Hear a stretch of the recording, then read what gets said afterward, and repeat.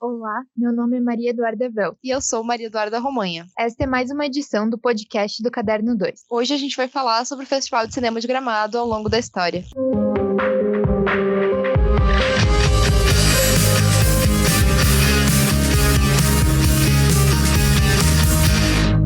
Bom, a fundação do festival foi em 1973 por um grupo de amantes da sétima arte e nas primeiras edições ele teve pouquíssimo investimento, tanto que a segunda edição do festival teve patrocínio de apenas uma empresa. Depois de pouco tempo, o festival foi ganhando projeção junto com um momento de grande produção cinematográfica no estado, tendo em vista a fundação da Casa de Cinema de Porto Alegre, que aconteceu em 1987. O Jorge Furtado, que é um dos fundadores da casa, declarou que na época os filmes eram feitos para Gramado. O festival era o local de lançamento dessas produções. E nos anos 80, o festival atingiu o seu apogeu, sendo considerado o festival de cinema mais significativo do país. Já de 1992 para cá, essa iniciativa inclui também filmes latino-americanos, e aí o nome mudou para ser oficialmente Festival de Cinema Brasileiro e Latino. É importante a gente destacar também o papel da imprensa no festival. No início, os jornais que faziam a cobertura tinham também o papel de informar sobre os lançamentos. Como não havia internet na época, né, as pessoas sabiam sobre o que estava saindo por meio dos jornais impressos, do rádio e também da TV, que estava ali ainda engatinhando nessa época. Antes da pandemia, né, a sede da premiação era o Palácio dos Festivais, em Gramado, e a cidade recebia cerca de 150 mil turistas que acompanhavam a agenda do festival e viam de perto os seus ídolos. E o evento também era uma porta de entrada para novos jornalistas no universo cultural, sendo que o próprio Caderno 2 participou de diversas coberturas do festival de maneira presencial antes da pandemia. Quem conta pra gente um pouco sobre essa experiência são os ex-repórteres do Caderno 2, o Daniel Giussani, a Carolina Oliveira e a Tabata Collin.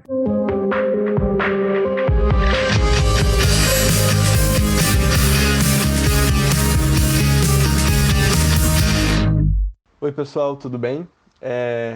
Nossa, participar do Festival de Cinema de Gramado foi assim uma das coisas mais legais que eu já fiz em toda a minha vida. É uma sensação incrível poder fazer essa cobertura lá, sentir a vibração, sentir a adrenalina de estar ali dentro do tapete vermelho, porque os jornalistas na cobertura, eles não têm uma área separada, né? Eles ficam ali, eles entram junto no mesmo tapete onde entram os artistas, os cineastas, os produtores, eles têm acesso ao Palácio dos Festivais, podem assistir aos filmes, é uma sensação muito legal, é uma adrenalina muito gostosa, e é uma honra também, porque o Festival de Cinema de Gramado ele faz algo que eu acho extremamente importante, que é valorizar o cinema gaúcho, nacional e internacional, mas quando eu digo internacional, principalmente o cinema latino-americano, acho isso incrível.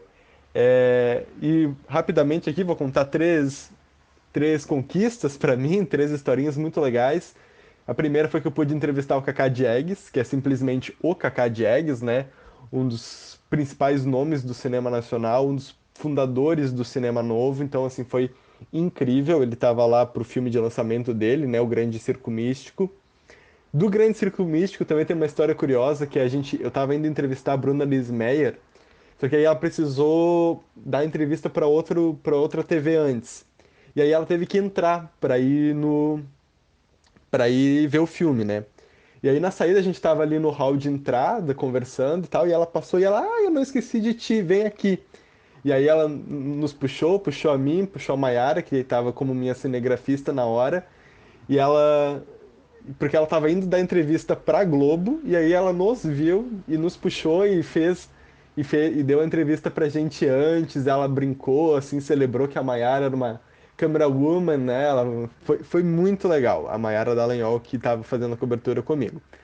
E o terceiro ponto, só que também pude entrevistar o Rodrigo Teixeira, que é, na minha opinião, um dos grandes produtores de cinema dos últimos tempos. Ele produziu O Farol, A Vida Invisível, Me Chame Pelo Seu Nome. O cara é, assim, ele tá acertando muito nos filmes que ele produz. Então foi muito legal também ter a oportunidade de conversar com ele. Ele estava lá como um dos jurados do festival.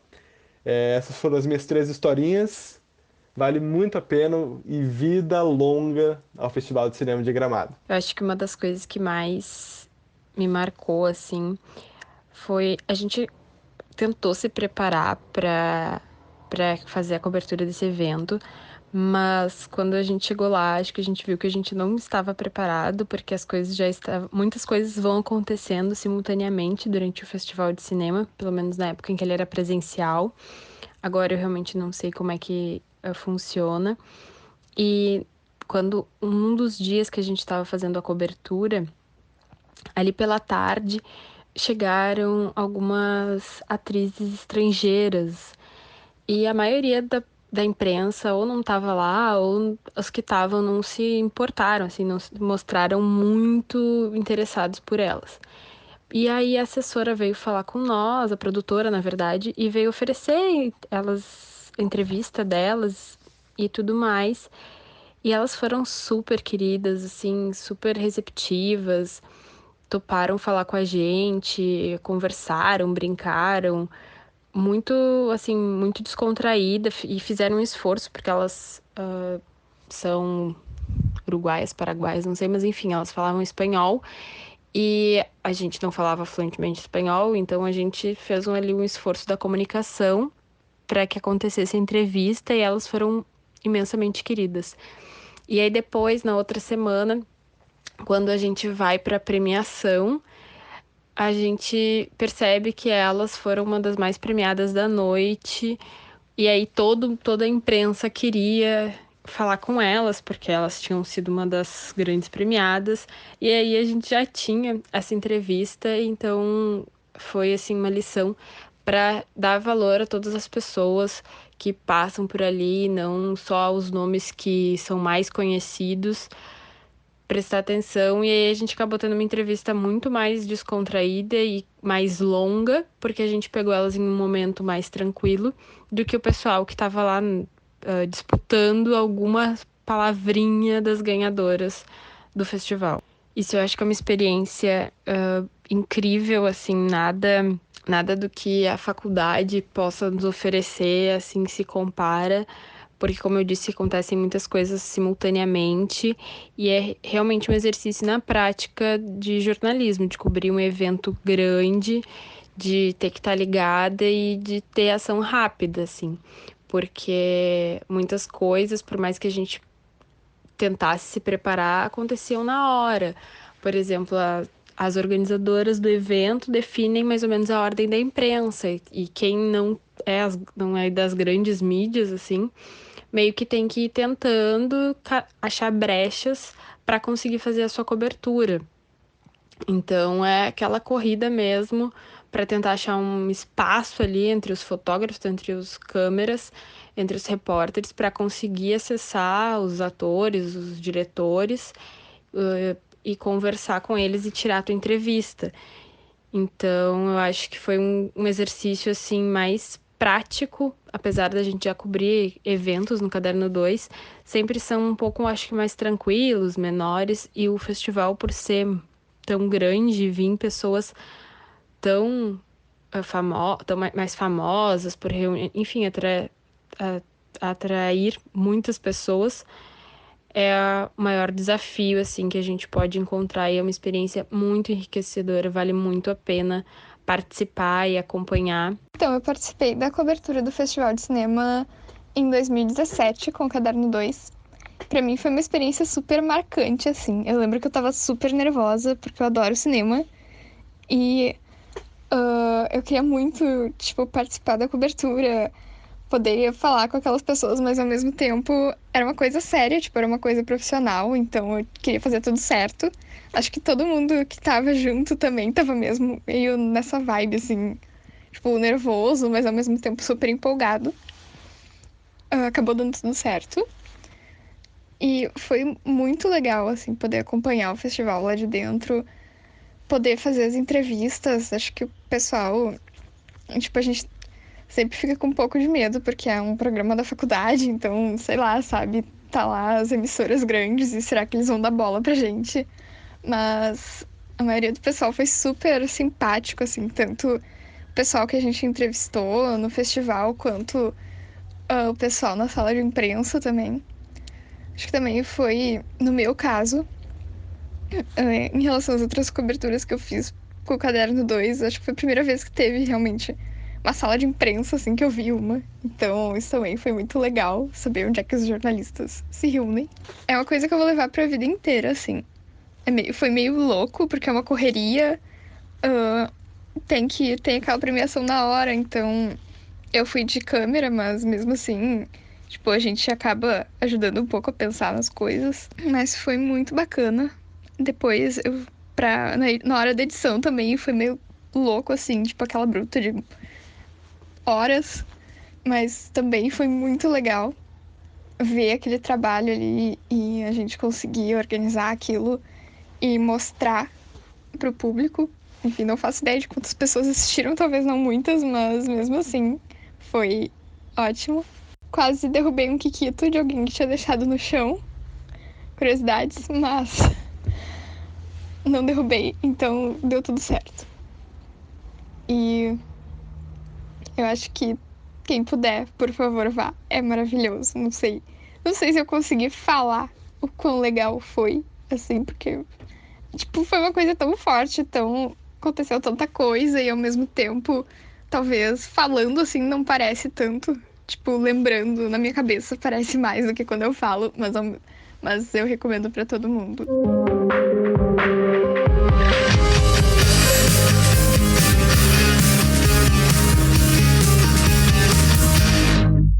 E realmente é muito importante para a gente ter essa oportunidade de cobrir o festival, né?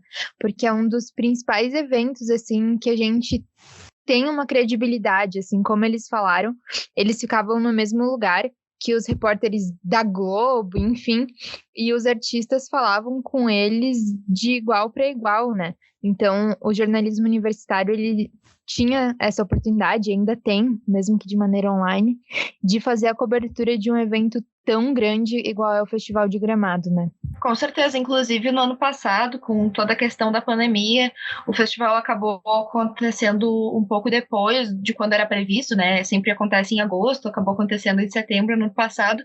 E como a gente estava, assim, pausado, as nossas atividades do Caderno 2 estavam pausadas, a gente decidiu voltar aí com a cobertura do Festival de Gramado. Então a gente criou essa sessão de podcasts, que é onde a gente está agora, e também a parte dos textos. Então o Caderno 2 mudou toda a cara de coberturas que a gente fazia com o Festival de Gramado, que já era uma cobertura clássica, assim, do Caderno 2. Acho que teve um ano que a gente não fez nos últimos 5 anos. Então, eu acho que é uma importância muito grande, porque é clássico, né? E a gente está geograficamente perto também, né? A URGS e Gramado, Porto Alegre e Gramado. Apesar de a gente, às vezes, ter algumas complicações para ir até lá, como o pessoal fazia antes, né? Acho que talvez tenha sido legal a gente ter essa experiência online também, porque abre portas para a gente cobrir outras premiações e outros eventos que não sejam só os que estão geograficamente perto da gente, né?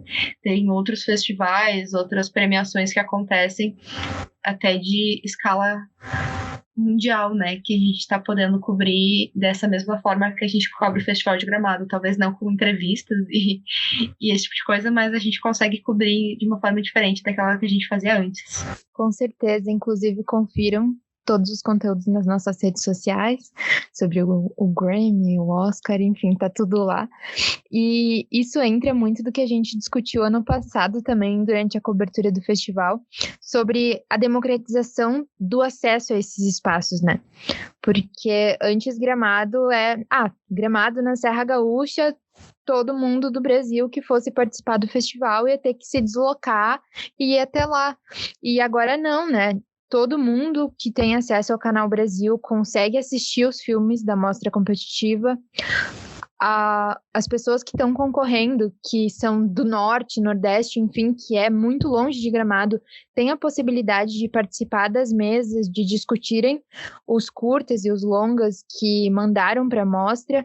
Enfim, eu acho que isso torna muito mais acessível esse espaço, que acaba sendo uma coisa um pouco elitista às vezes, assim, de o perfil da Serra Gaúcha, enfim. E isso abre bastante as portas do festival e eu acho que torna um espaço bem mais acessível.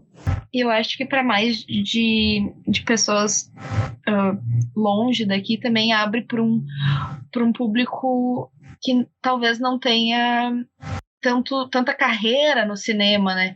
Então, pessoas mais novas, já o Festival de Gramado já era uma porta de entrada para muita pessoa que está começando aí no cinema, no audiovisual. Mas acho que agora, mais do que antes, como as pessoas estão se virando da maneira que dá para fazer curtas-metragens, filmes longas, produções até mais amadoras podem ser aceitas, e isso é bem legal, né? Porque não te exige tanto dinheiro para produzir algo também com a evolução da tecnologia, né? Então, nossa, super legal. Eu acho que é uma experiência única assistir todos os curtas, porque a gente vê produções muito diferentes do que a gente está acostumado nos circuitos mais comerciais, né? Então, são coisas que geralmente a gente não vê nem na internet, nem em cinemas. Então, principalmente os curtas-metragens, né? Sim, realmente é uma característica mais dos curtas presente no festival. Mas ano passado, alguns longas também focaram muito nessa parte da pandemia, e na programação desse ano, que a gente vai falar um pouco mais daqui a pouquinho, a gente vê produções grandes voltando, assim, com nomes muito renomados também no cinema, e os curtas que foram indicados têm essa pegada ainda de, não amadorismo, mas de pessoas que estão entrando no universo cinematográfico. Isso é muito bacana do festival, abrir esse espaço para todo mundo, de todos os lugares, poderem participar. No ano passado, como a gente voltou com tudo e a gente voltou com a cobertura do Festival de Gramado, eu acho legal a gente pontuar a série de reportagens que está lá no Medium do Caderno 2, falando sobre a história do festival, e eu acho que dá para aprender muito mais do que a gente está falando aqui, com entrevistas com realizadores, pessoas assim que foram muito importantes para a criação do festival, como o Jorge Furtado. Então eu acho que é imperdível. Quem quiser, quem ainda não tiver conferido, pode ir lá no nosso Medium, que está disponível ainda essas 3 reportagens. E assim, é muito incrível a gente ver o quão evoluído está esse festival perto do que era antes, né? E eu acho que essa experiência de estar sendo online, estar sendo à distância, está abrindo mais portas para pessoas novas, enfim, como a gente já tinha falado antes. Então, eu acho que essa história está longe de terminar, assim. O festival é algo incrivelmente importante para a cultura local e para a cultura nacional também, né? Com certeza, que não é à toa que ele é considerado o maior festival do Brasil, né? E que ele prospere ainda por muitos e muitos anos, que a gente tenha a oportunidade de voltar a cobrir ele presencialmente também. E, na verdade, que ele continue online para as pessoas continuarem a ter acesso, mas que a edição presencial também aconteça. Eu acho que, como muitas coisas que vão acontecer depois da pandemia, seja lá quando isso for, mas vai ter muito essa coisa híbrida, né? Eu acredito, de os eventos acontecerem presencialmente, mas ter uma transmissão online, talvez as mostras serem passadas lá no cinema, no Palácio dos Festivais, mas continuarem a ser disponibilizadas no Canal Brasil, para continuar tendo esse acesso e essa facilidade das pessoas de terem acesso ao audiovisual, sabe? De conseguirem consumir um audiovisual de qualidade, que não seja só o que é comercial, o que é tradicional, elas terem acesso a produções brasileiras que são feitas por quem é daqui também. Eu acho que deu super certo essa parceria do festival com o Canal Brasil, que é disponibilizado no Globoplay, e os streamings estão ganhando muita força, principalmente na época da pandemia. Antes a gente tinha 1 ou 2 streamings que a gente acessava mais, mas agora o Globoplay, ele, na minha percepção, ele evoluiu muito desde o ano passado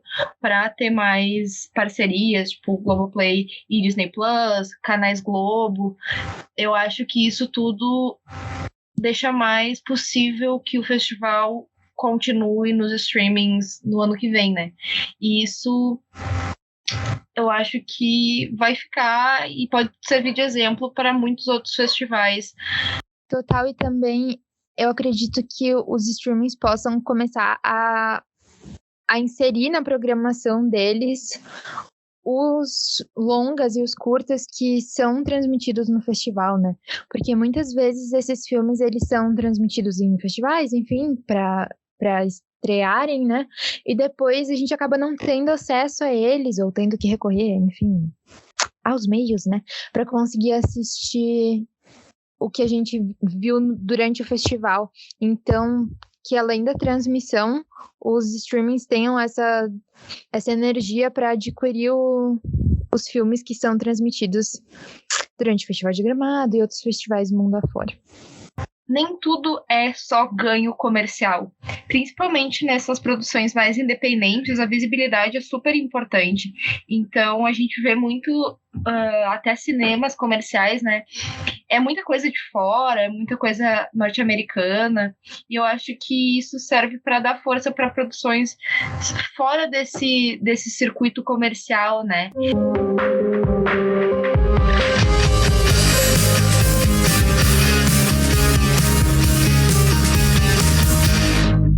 E no ano passado a gente voltou com as atividades do Caderno 2 com a cobertura do Festival de Gramado, né? Então é muito significativo a gente estar entrando nisso de novo, fazendo essa cobertura da segunda edição do festival online e fazendo esse podcast, né? Já que o nosso retorno foi com os podcasts.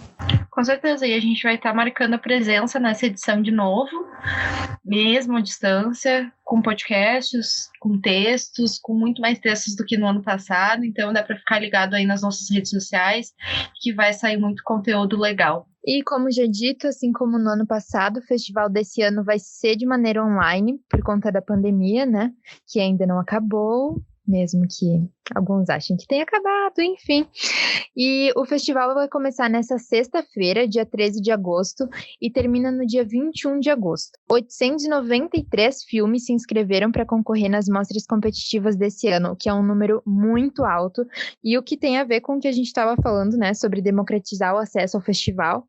Então, teve um número de inscrições gigantescas de vários lugares do Brasil, e isso é muito importante para o nosso cinema nacional. Desses 893 filmes, 52 foram selecionados para concorrer nas 5 categorias, que são longa-metragens estrangeiros, então tem 4 filmes aí nessa categoria, longas-metragens brasileiros com 7 filmes, longas gaúchos com 3 filmes, curtas brasileiros com 14 filmes e ainda curtas gaúchos com 24 filmes. Essas são as categorias clássicas do festival, então a gente tem muito do que a gente falou antes, né? Democratização, vamos juntar aí vários curtas brasileiros, até longas gaúchos, que é uma coisa bem nichada, mas eu acho legal. E os curtas gaúchos, que eu acho que é a parte mais clássica do festival, apesar de ter uma premiação à parte, é muito clássico. Vai ter muito conteúdo incrível saindo do Caderno 2, vai ter crítica, vai ter cobertura, enfim, a gente vai estar aí online e ao vivo com a premiação, então fiquem ligados. Bom, pessoal, e este foi o episódio de hoje do Caderno 2. Nos siga nas redes sociais. Estamos ativos no Facebook, Instagram e Twitter. Leia nossos textos disponíveis no Medium. A edição desse podcast foi feita por mim, Maria Eduarda Romanha, e ele foi roteirizado por Gabriel Ribeiro, Maria Eduarda Romanha e Maria Eduarda Welter. Trilha sonora original por Arthur Laste e Adriano Quadros. Muito obrigada pela audiência e até os próximos podcasts cobrindo o Festival de Gramado.